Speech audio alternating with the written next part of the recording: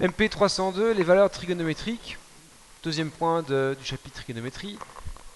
Ici, eh bien écoutez, sincèrement, je suis un peu bloqué parce qu'il faut que vous ayez cette magnifique calculatrice avec vous.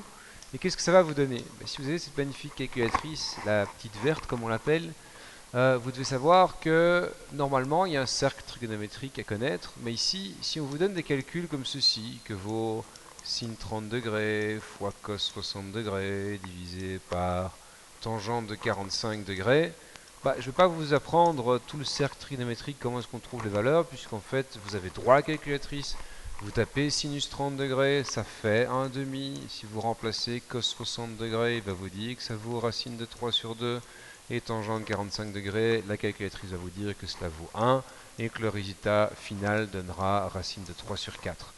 C'est très linéaire, vous remplacez les valeurs, vous les trouvez.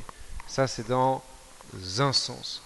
Dans l'autre sens, il faut savoir que, avant que je passe à l'autre sens, il faut savoir que on peut vous dire, tiens, si je vous donne ceci,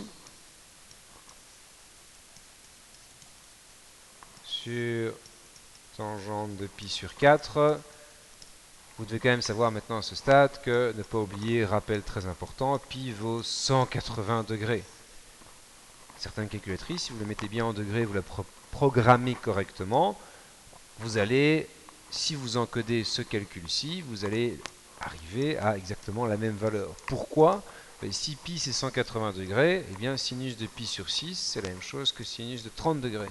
Cosinus de pi sur 3, c'est la même chose que cosinus de 60 degrés. Et pi sur 4, c'est la même chose que 45 degrés. Donc fatalement, si c'est le même exercice, on va arriver sur la même valeur.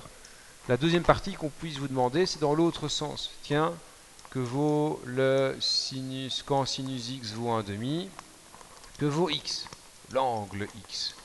Ça, une fois de plus, calculatrice. Vous tapez sur votre calculatrice inverse ou deuxième sinus de 0,5 et la calculatrice va vous donner directement la valeur de 30 degrés. À part ça, vous devez vraiment vous entraîner à faire des exercices comme dans le fascicule que je vous ai donné. Il faut vraiment s'entraîner avec cette calculatrice. Une fois que vous la maîtrisez, eh bien, tout va être très facile.